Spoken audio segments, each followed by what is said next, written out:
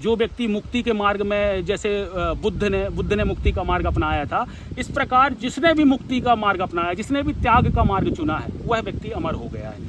आप चाहे राम को देख लें, राम कभी भी अपनी संपत्ति पकड़ करके नहीं बैठे थे, मतलब उन्होंने अर्थ को प्राथमिकता कभी भी नहीं दी थी। उसी प्रकार बुद्ध भी एक राजा थे, उन्होंने भी अर्थ को प्राथमिकता नहीं दी थी। संत कबीर ने भी अपने आप के स्वार्थों को प्राथमिकता ना देते हुए आज समाज के हित में मैसेज देने का प्रयास किया।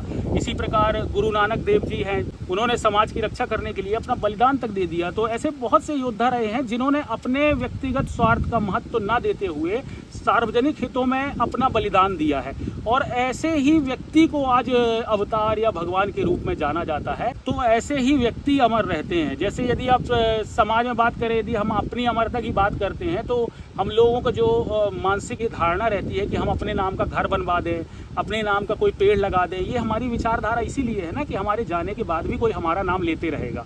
और ये विचारधारा ही यह कहती है कि आप सब और हम सब इनफाइनाइट होना चाहते हैं, मतलब हम सब अमर होना चाहते हैं, लेकिन हम सब जीवन के अमरता का सही मार्ग नहीं जानते हैं, और भ्रमित होकर के हम अलग अलग तरीके के अंधविश्वासी चक्रों में अपने शरीर को अमर बनाने में लगे रहते हैं। जबकि आपको अपनी विचारधारा को अमर बनाना है। यदि आपकी विचारधारा से ये समाज में बदलाव आएगा, परिवर्तन आएगा, यदि आप अनडिफाइंड होंगे। जिस समय पर राम के समय पर राम ने वनवास का चुनाव किया, उस समय पर राजा कभी अपने शासन को छोड़ नहीं सकते थे। लोग शासन को इतना प्रेम करते थे, प्रशासन को, कि भाई इतनी भोग विलास की चीजें कौन छोड़ करके वनवास जाना चाहेगा। लेकिन एक राजा ने फिर भी वनवास जाने का चुनाव कर दिया, वो भी अपने किस माँ के कारण, जिनको वो सौतेली माँ कह सकते थे, जो जिनके गर्भ से वह पैदा भी नहीं हुए थे।